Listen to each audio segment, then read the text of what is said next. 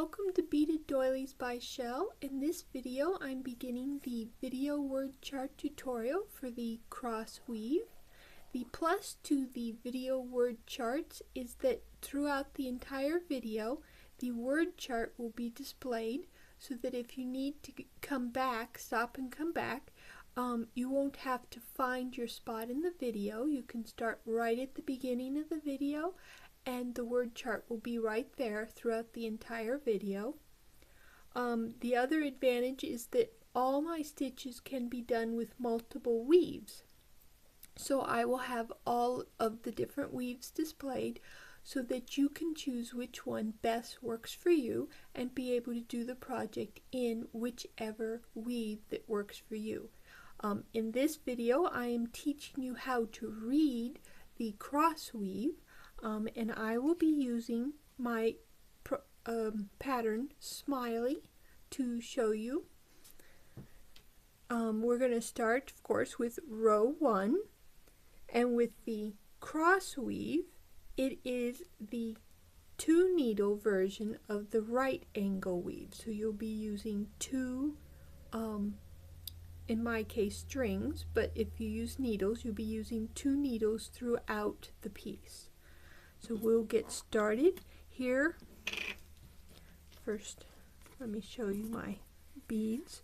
A is turquoise, and we need 142 of those. And B is jet, which we will need 54 of those. And to begin the cross weave, you want to add your start bead, which is S. You can add your start bead to either string. It doesn't matter which string you add it to. So we are going to add an A color, and then we'll let it drop down to the center of our string.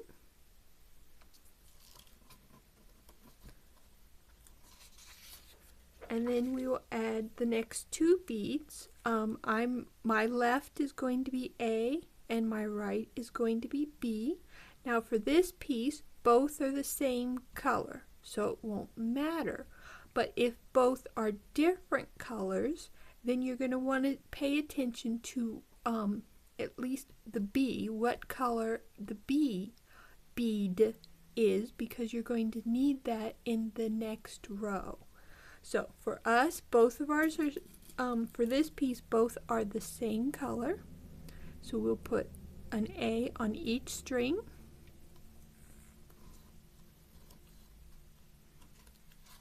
And then we can let them drop down to rest next to our start bead.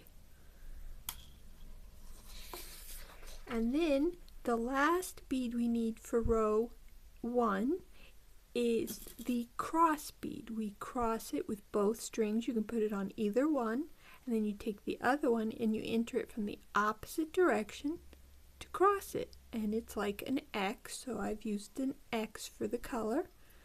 And then you I like to bring both my strings together and then slide it.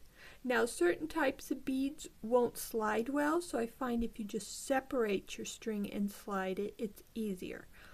So depending on your bead will depend on how well it will slide down your string, but I like to slide it right down, and then you have your 4 beads all together.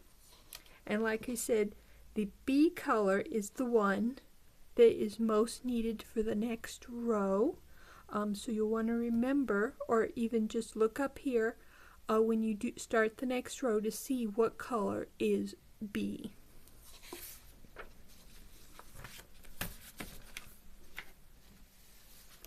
So here we are, and as you can see, we need the string that is coming out on the same side as our letter B color.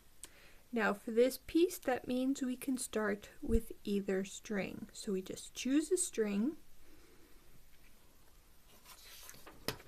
and this piece, oh that's right, the I stands for increasing.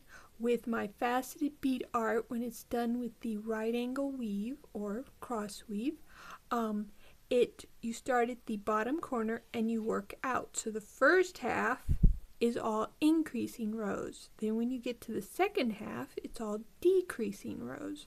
So to increase, we want start our row off by adding 4 beads. So we need 1A and 1 B color, and then 2 A's. Then I let them drop down to set next to row 1. And when you add 4 beads, you want to go through using the same string. You want to go through the first bead that you added. So you want to find that first bead and go through it using the same string.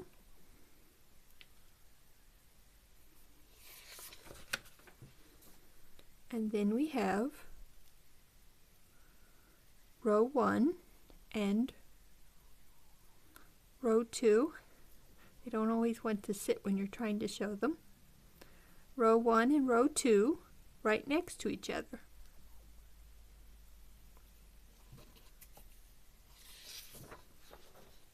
And there I've marked row 1, row 2 so that you can easily keep track of what you're doing for the tutorial. Now, I'm going to flip this over to match again because I flipped the graph over, and we're wanting the string here that's coming out of your row 2 set. So the string coming out of the row 2.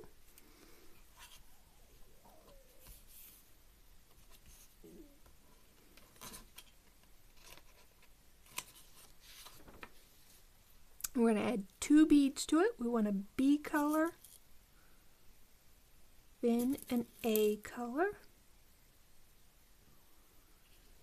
Back that up. And we want to let just the first one, the first bead we add, drop down. Oops, let the other one drop too. Alright, so we'll let that first one drop down. And now we need the other string, the one that our bead is not on. We want the other string, and we're going to cross that second bead with our other string, making sure you're going in from the opposite direction so that you've crossed it. And then you let that slide down. I always keep my strings together at the beginning because your piece can move around with the first couple of rows. And if you need to get it to line up, you just, the bottom beads you pull apart and then you pull it tight, and that helps your strings line up. And there we have the next 2 beads on our second row.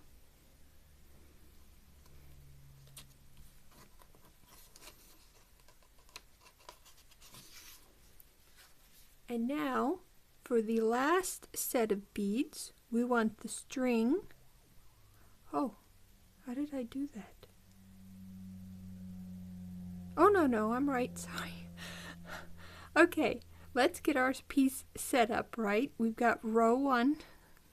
Okay, I thought I had it wrong, but no. This is row 1 and this is row 2. We want to make sure we lay out our piece correctly. Okay, now we want the string here that's coming out of our top bead on the side of row 1. So we'll take that string and we'll add 3 beads to it. We need 2 A colors.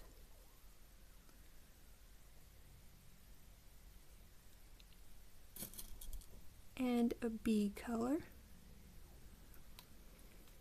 Oh, sorry. And we want to drop down just the first 2. So there's the first 2 down by our finished piece parts. And now we want the other string. I'm having a hard time with this paper. And we're going to cross the bead.